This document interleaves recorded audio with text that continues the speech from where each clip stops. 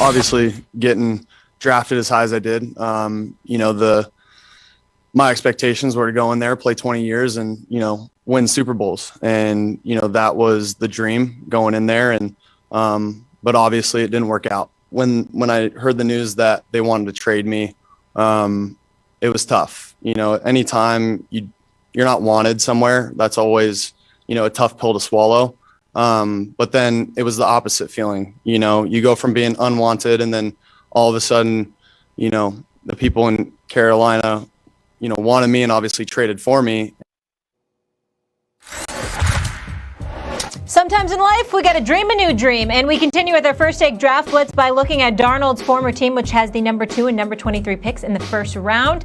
And the Jets are projected to be zeroing in on BYU quarterback Zach Wilson and currently have the number 2 spot in this year's draft. On that note, we bring in Louis Riddick. Hello, Louis. Good to see you, sir. I will get to you shortly, but I'm going to start with Stephen A. Stephen A., who do you think has more to prove? Is it Zach Wilson potentially going in there for the Jets or Sam Darnold, who they dealt? Well, I'm gonna go with Zach Wilson and my brother, Louis Riddick better agree with me because he don't have his Chippendales outfit on today, so I can't get on him. But I'm all business today. He rocking the Men in Black look. He rocking the Men in Black look. I understand. Welcome to the party. Welcome to the party. I'm glad you remember what a tie is. Okay. Here, I'm glad you remember what a tie is. All right. Here's the deal. Louis Riddick.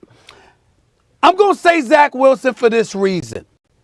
Sam Darnold was Gase. He was contaminated by the Gase culture. Adam Gase had never had any business being a coach of the New York Jets. We know he regressed, even though they were 7-9 the previous year. He regressed, complete less percentage of his passes, obviously threw for less yards, threw for 11 interceptions, only 11 interceptions. The problem was he only threw for 9 touchdowns, okay? Didn't have a lot of weapons, didn't have schemes, didn't have the right culture. We know that. And so because of that, going to Carolina when Rule and those boys clearly appear to have a structure in place, even though they need to explain to us why they think Sam Darnold is better than Teddy Bridgewater, then you also got some of the weapons in McCaffrey and Moore and Robbie Anderson, the old teammate of Sam Darnold, all that other stuff. Here's the problem why I put the pressure on Zach Wilson. You came out of BYU. You're going to be the number 2 overall pick. They're putting you ahead of Justin Fields. They're putting you ahead of Trey Lance. They're talking about you. You got folks out there as analysts saying that you're more NFL ready than Trevor Lawrence. I know it's a new coach. I know it's a new coach there with Robert Salah. I know it's a new system. I get it could be the same old Jets, et cetera, et cetera.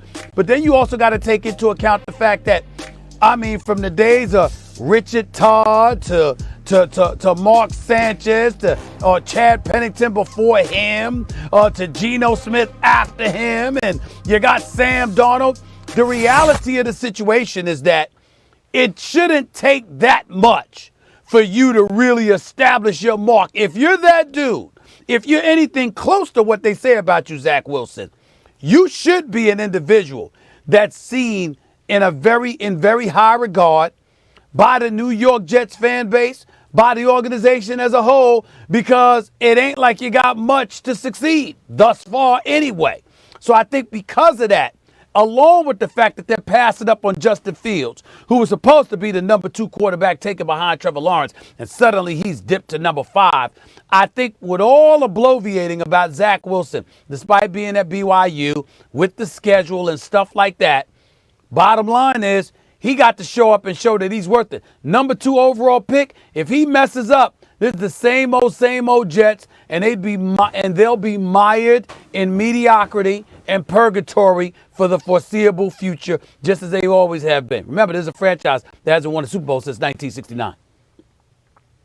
Yeah, you're dead right, and I agree with you 100%. Look, I think this is a matter of expectations right out of the gate. Look, number one. He's going to be drafted number 2 overall. Okay, so there are expectations that come with that right out of the gate here. They expect him to be a quote unquote transcendent generational quarterback, etc. when you get drafted that high. Number 2, we, meaning the media, have done a fantastic job of hyping this young man to the point where, one throw that he makes in a pro day is looked at as being something that no one else has ever done in the history of football. And we blow that up and blow that up and blow that up to the point where now the expectations have gotten even higher. Then you have the comparisons. This guy, I don't want to say it. I mean, this is what people are saying. And you know what? I'm not going to knock him for saying it. But you've heard people say, I don't want to make this comparison, but he reminds me a little bit of Patrick Mahomes. He reminds me a little bit of Aaron Rodgers. So what do you think the Jet fan base is thinking right now? They're like, well, look, we already know Sam. We're not even though they don't pay any attention to the fact that Sam came into one of the worst possible situations over his 3 years in New York that he possibly could come into, they still feel as though it's all was on him and he just stinks and we just need to ship him out the door and move him on down the line and bring in the next guy. So now they're thinking that Zach Wilson is the absolute savior. Number 4, here's what he's coming into in this situation now. He's coming into a situation where Robert Saleh is a legit assistant coach who is a legit coordinator who now we are hoping is going to be a legit head coach. Who is he bringing in? He's bringing in Mike LaFleur with him from San Francisco, who does what? He runs Kyle Shanahan's offense, which is considered what? The ultimate quarterback-friendly offense. So he automatically is coming into a place where now there's a lot more structure and a lot more chance for him to succeed right out of the gate. And they already have a better football team around him than what Sam ever had. So just stack all that stuff up on top of it. The individual pressure we put on him, the fact that he is a number 2 overall pick, the fact that he's coming into an organization now that is resetting once again and selling to everyone that this is the one. This is the regime that's going to get it turned around. Of course, there's more pressure on him. Sam, right now, nobody expects him to do anything. Nothing. And that's exactly how he should want it. He should want expectations to be lowered because he's going to a better situation. Matt Rule's a fantastic head coach. Joe Brady's going to be a head coach here very soon, the offensive coordinator in Carolina. I heard what you said about the fact that, they need to give us some explanation as to why they think he's better than Teddy Bridgewater. That'll play itself out over the offseason and during training camp. We'll see if that, in fact, is the case. I believe it is. I believe Sam gives them incrementally more playmaking ability than Teddy, but we'll see. So for Sam's sitting pretty right now. It's Zach Wilson that has a lot of questions to answer and a lot of expectations to fulfill. Hey, but that's what comes with the territory when you're a number 2 overall pick. Let's not forget also that if you're Sam Darnold, when all else fails, you can always dip and dunk it to Christian McCaffrey, who's coming back this year. Yep. That also diminishes the level of pressure that you're going to have on him. You got a familiar guy in Robbie Anderson. DJ Moore's no scrub, but then you've got the great Christian McCaffrey to dip the ball to. And when you have that safety blanket, that also minimizes the pressure. Yeah, and they're sitting in a spot right now where they're going to get a good wide receiver. They can get a tremendous playmaker. Or Matt could trade down in the draft because someone's going to try and move up into his spot at number 8 and get a quarterback because people feel as though maybe they have to jump over Denver at number 9 because they could be sitting in a position to draft a guy like Justin Fields if, in fact, he does slide.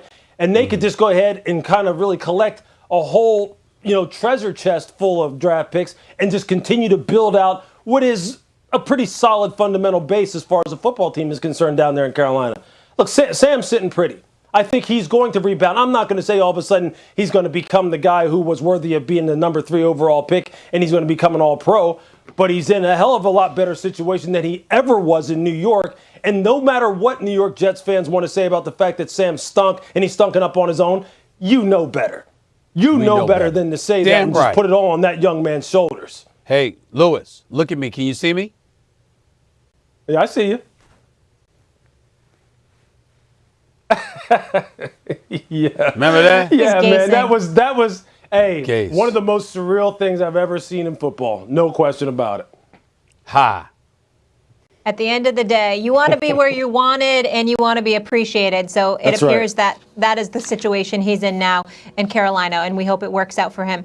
All right, Lewis, thank you so much. You'll be back with us in just a moment here, guys. Tomorrow's Draft Blitz, we head to the Bay Area. The Niners, will they replace Jimmy G with a new quarterback? And if so, who should it be? We tackle that.